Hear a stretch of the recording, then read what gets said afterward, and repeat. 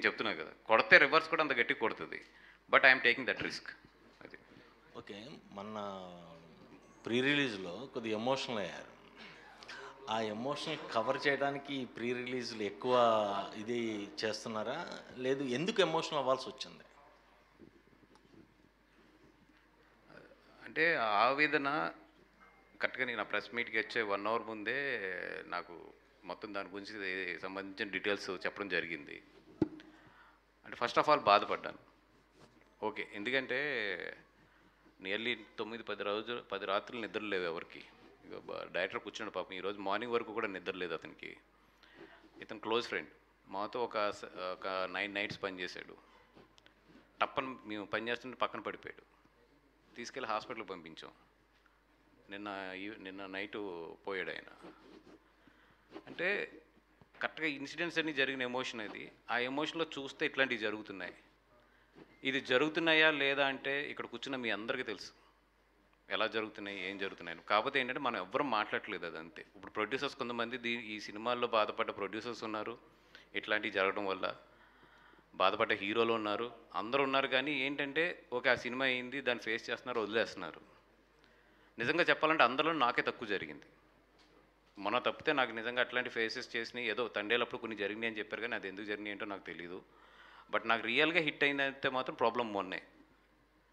నేను ఇది రెస్పాండ్ అయిన తర్వాత చాలామంది కాల్ చేశారు నాకు. పోలే ఎవరో ఒకరు ఫస్ట్ అయితే అడ్రస్ చేశారు ఇష్యూ, ఎటు వెళ్తుంది ఏం వెళ్తుంది తర్వాత విషయం కానీ, బట్ ఇష్యూని అయితే అడ్రస్ చేసావు, థ్యాంక్ యూ అనేది మాత్రం చాలామంది అయితే రెస్పాండ్ అయ్యారు. ఒక విషయం అయితే పాజిటివ్ ఉంటుంది, నెగిటివ్ ఉంటుంది. బట్ నాకు బాధ వచ్చింది, నేను రెస్పాండ్ అయ్యాను దాంట్లో. ఎస్, కొంచెం ఆ రోజంతా ఒక ఎమోషనల్ ట్రావెల్లో ఉన్నాం కాబట్టి పొద్దున్నుంచి ఒక ఎడ్జ్ దాటాను. బట్ ఏంటంటే అది అక్కడున్న కోపం అలాగ రిఫ్లెక్ట్ అయింది అంతే. అది డిజిటల్ ఇంపాక్ట్ రూరల్లో కూడా ఉంటుందా, ఓన్లీ మీరు అనుకున్నట్టు సిటీల్లోనే ఉండి ఆ ఇంపాక్ట్ దీని మీద ఎఫెక్ట్ చూపించే అవకాశం ఉందా? అంటే రీసెంట్ స్టడీస్ నేను లిటిల్ హార్ట్స్ కానీ అన్ని సినిమాలకు చూసింది అయితే డిజిటల్ ఎఫెక్ట్ ఎక్కువ సిటీసే ఉంటుందండి. డిజిటల్లో మనం విపరీతంగా చేస్తున్నా కూడా కిందకైతే మాత్రం వెళ్ళట్లేదు. కింద ఏంటంటే డిజిటల్లో చూస్తున్నా కూడా they will wait for the either piracy or they will wait for the OTT. ఇప్పుడున్న ప్రజెంట్ ట్రెండ్లో స్టిల్ ఏదైతే మన పాత పబ్లిసిటీ విధానాలు కానీ పాత ఒక సాంప్రదాయ పబ్లిసిటీ ఏదైతే ఉంటుందో అది మాత్రం స్టిల్ ఎగ్జిస్టింగ్. అది వదిలితే మాత్రం కింద సెంటర్స్లో ఎక్స్పెక్ట్ చేయడం మాత్రం తప్పు అవుతుంది. కింద సెంటర్స్ అదే టౌన్ సెంటర్ కింద సెంటర్స్ బాగుండాలంటే మాత్రం స్టిల్ ఆ పబ్లిసిటీని అయితే మనం వదలకూడదు.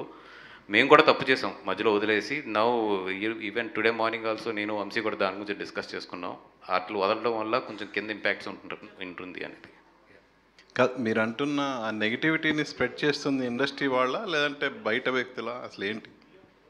అంటే నాకున్న నాలెడ్జ్ ప్రకారం, అంటే నేను ఈ 3 డేస్లో చాలామందితో మాట్లాడి చాలామందితో ఇంటరాక్ట్ అయిన తర్వాత నాకు అర్థమైంది ఏంటంటే there are few guys even they are approaching the producers. ఇట్లాంటి కాంపిటీషన్స్ ఉన్నప్పుడు ఇట్లా చేద్దాం అట్లా చేద్దాం అని కొంతమంది ప్రొడ్యూసర్స్ తిడుతున్నారు. కొంతమంది తెలిసి తెలియని ప్రొడ్యూసర్స్ ఏంటంటే ఇదేదో మనకు బెనిఫిట్ చేస్తుందని చెప్పి ఎంకరేజ్ చేస్తున్న వాళ్ళు కూడా ఉన్నారంట. అంటే నాకు రీసెంట్గా తెలిసినవి ఇవన్నీ కూడా. దేర్ ఆర్ థర్డ్ పార్టీస్, ఇట్లాగ మా దగ్గర ఇంత క్లౌడ్ ఉంది, మా దగ్గర ఇన్ని ఐడియాస్ ఉన్నాయి, సో మేము ఎట్లా చేస్తామని. They are doing the positive and they are doing the at the same time negative side also. అంటే డబ్బులు, ఇది వ్యాపారం. ఈ వ్యాపారంలో ఏంటంటే ఒక సినిమాకి బాగా చేసి సంపాదించడంలో తప్పు లేదు, ఎందుకంటే అది మనకే అవసరం, మీకు అవసరం, అందరికీ కూడా అవసరం అది. బట్ అవతలని తొక్కి ఈ సినిమాని లేపుతానికి అదే స్ట్రెంత్ని వాడితే మాత్రం తప్పు అనేది నేను చెప్పేది. అంటే ఇలాంటివి మనం పాలిటిక్స్లోనే చూస్తూ ఉంటాం. మీరు ఆల్రెడీ పాలిటిక్స్లో కూడా ఉన్నారు. లాస్ట్ ఎలక్షన్కి అంతా ఒకళ్ళ మీద ఒకళ్ళ అభాండాలు వేయటం, అంటే పక్క సినిమాని తొక్కేసి మనం ఎదగాలి అనే కాన్సెప్ట్ అనేది మీరందరూ కూర్చుని, అంటే ఖచ్చితంగా ఇండస్ట్రీకే లాస్, పర్సనల్ లాస్ అనుకోవడానికి లేదు దీన్ని. ఏంటి what of me action plan ఏంటి దీని మీద అందరూ? అంటే అట్లీస్ట్ పాలిటిక్స్ అంటే దట్స్ ఓపెన్. ఇది ఓపెన్గా ఆ పార్టీ కామెంట్ చేస్తుంది, ఈ పార్టీ కామెంట్ చేస్తుంది, దాంట్లో పెద్ద హైడ్ చేసేది ఏం లేదు. అది రాజకీయంలో ఎత్తుగడ ఇది అనేది. బట్ ఇండస్ట్రీలో అది కాదు కదా, ఇదేం రాజకీయం కాదు కదా, ఇదేం ఎలక్షన్ కాదు కదా, ఇది దిస్ ఈజ్ లైఫ్లీ అండ్ క్యారెక్టర్స్. ఇక్కడ ఇప్పుడు ఒక సినిమా తొక్కుతేనే ఇంకో సినిమా ఎదుగుద్దంటే నాకు తెలిసి అంతకన్నా పిచ్చోళ్ళు ఎవరు ఉండరు. సినిమా బాగుంటే రెండు ఆడతాయి, రెండు షేర్ చేసుకుంటే.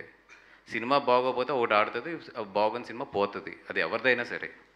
అంతే తప్పితే ఇప్పుడు అది తొక్కితే ఇది ఎదిగిపోద్ది అనుకుంటే అది అసలు పిచ్చత్వం అది.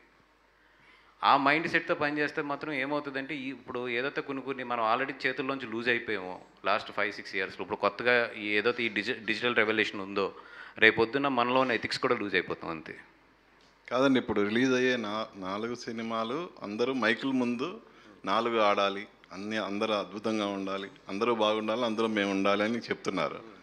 మరి ఏంటి దీన్ని ఎలా చూడాలి అసలు? నా వరకు అయితే నా సొంత థియేటర్లు, అంటే నా సొంత లీజులో ఉన్న థియేటర్లకి నేను 2 షోలు వేసుకుని అవతల సినిమాకి 2 షోలు ఇచ్చా.